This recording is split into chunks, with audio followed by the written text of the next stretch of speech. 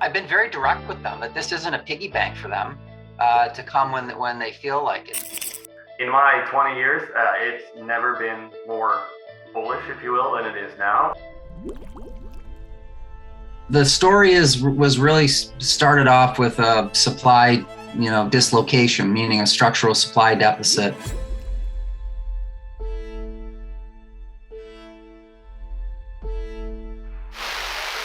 Japan has been hit by its biggest earthquake since records began. An explosion was heard and smoke seen at the power plant. The images of destruction and flooding coming out of Japan are simply heartbreaking.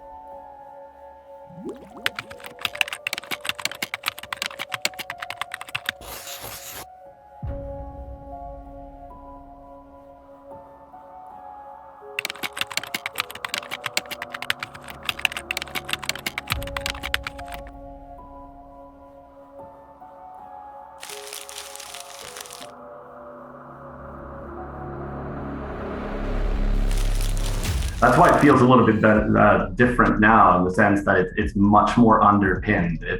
There are policy decisions like John referred to. There are underpinning these.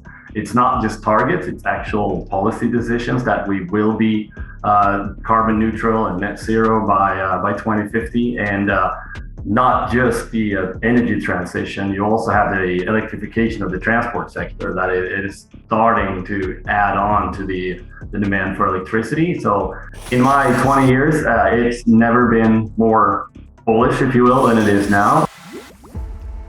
But the sector is obviously going through a bit of a renaissance, and a lot of it is because governments are finally acknowledging that this technology can be a solution to not just climate change, but also energy security and independence. And that's why governments are shifting policy. That's why they're throwing financial support.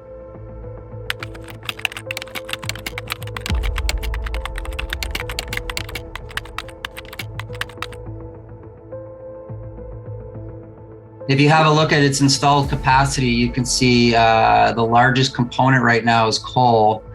And it's really sad that they've now got themselves in this predicament of having to rely on nat gas and coal, and a lot of that obviously was coming from Russia.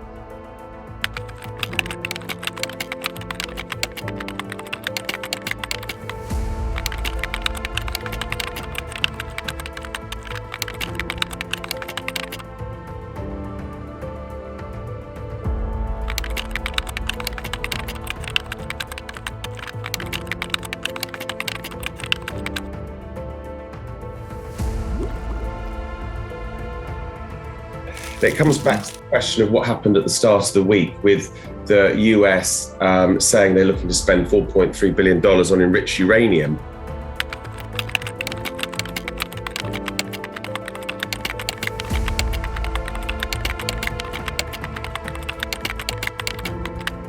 But if you look at the volumes itself, it's about 100 tons a year, starting a little bit out in time. You look at that, it's about 2 million pounds uranium a year. And so it's not a huge amount. I mean, it is an amount and it will last for a long time. And again, there is a shortage of enrichment capacity and conversion capacity. And that enrichment clearly is going to be converted into need for uranium. So it is a higher number than that when it comes to uranium. And if it has to be US mined uranium, well then that price is quite high. And the elephant in the room that everybody's becoming more and more aware of is now Russia doesn't have much uranium, but they do have a lot of enrichment capacity. That's about 40% of the world's enrichment capacity. If that does go away, and some utilities, the Swedish one, for example, have already voluntarily said that we're canceling our contract with the Russians, so we're not taking Russian deliveries, basically self-imposed sanctions.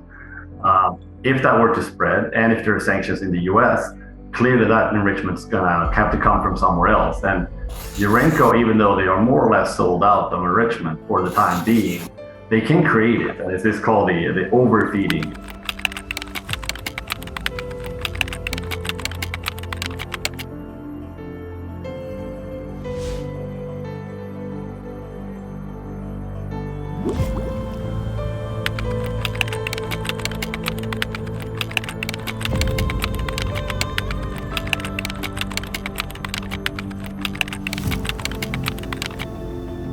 But you can basically just use more uranium to free up more of your enrichment capacity. But what that means is that you have to buy uranium in order to produce that enriched product.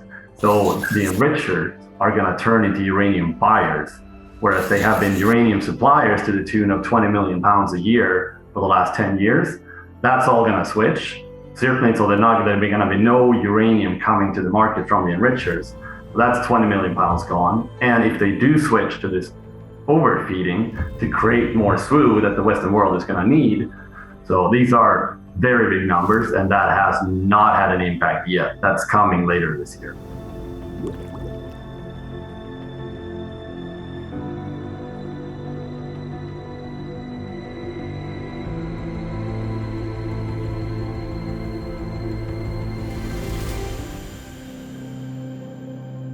You've raised a lot of issues in terms of the susceptibility of supply chains, particularly when 40% of all the uranium is coming from one country that all goes over Russian soil to get to a Russian port that then has to make its way to the West.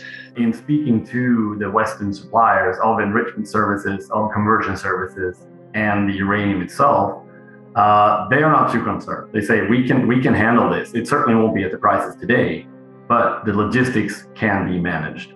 Now, if you're going to include the Kazakh uranium in this, then in a few years that is going to be a problem, absolutely. But I'm also quite confident that the Kazakhs can solve it.